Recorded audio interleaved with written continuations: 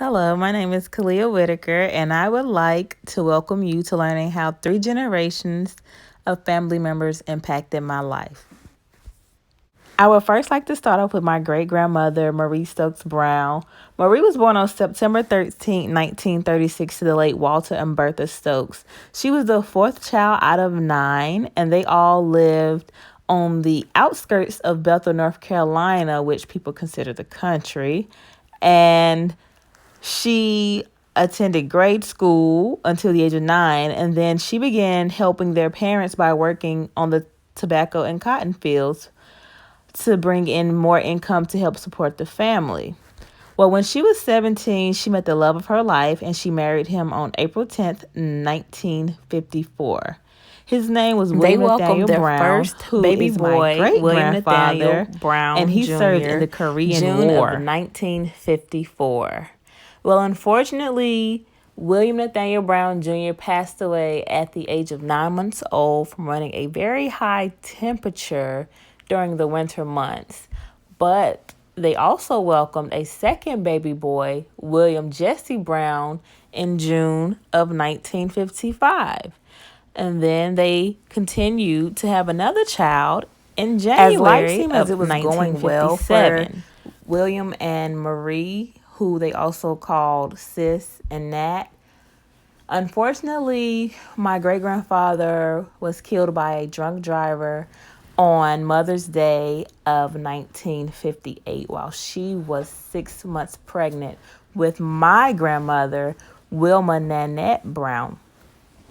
During that time, during the 1950s and 1960s, when someone passed away, until the funeral, the body and the casket had to sit in the house until the funeral was happening. Having 2 toddlers in the house, she gave birth to my grandmother on June 17, 1958, and she continued to be a strong woman throughout. And Willie James, and they had a son together, and his name was Chauncey Brown. He was born in June of 1960.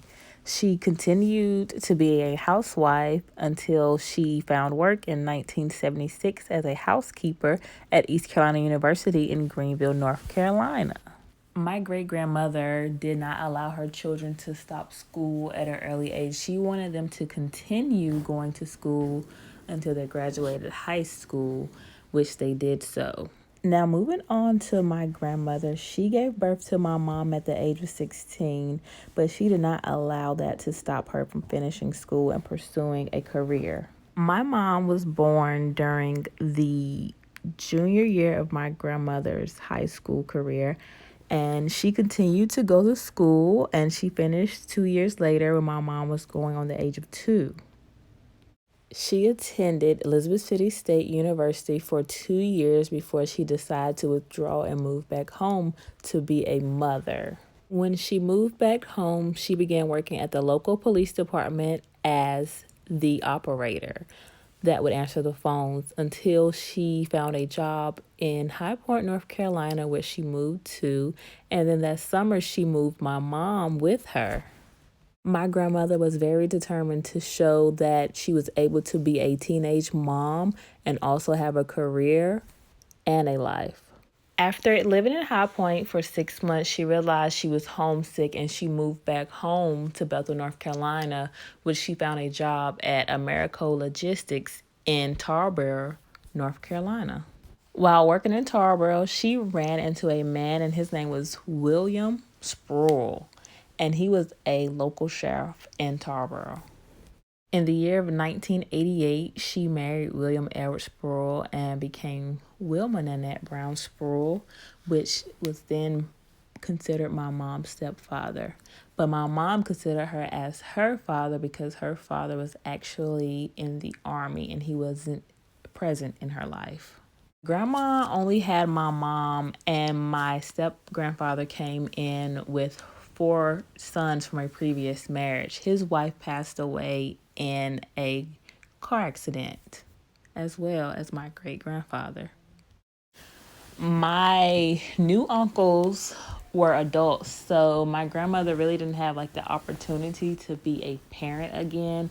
She was more so just still trying to raise my mom. My mom was 14 at the time, and my grandma is just a wonderful person overall. She has taught me a lot about how it's okay to fail at some things as long as you pick yourself back up and try again.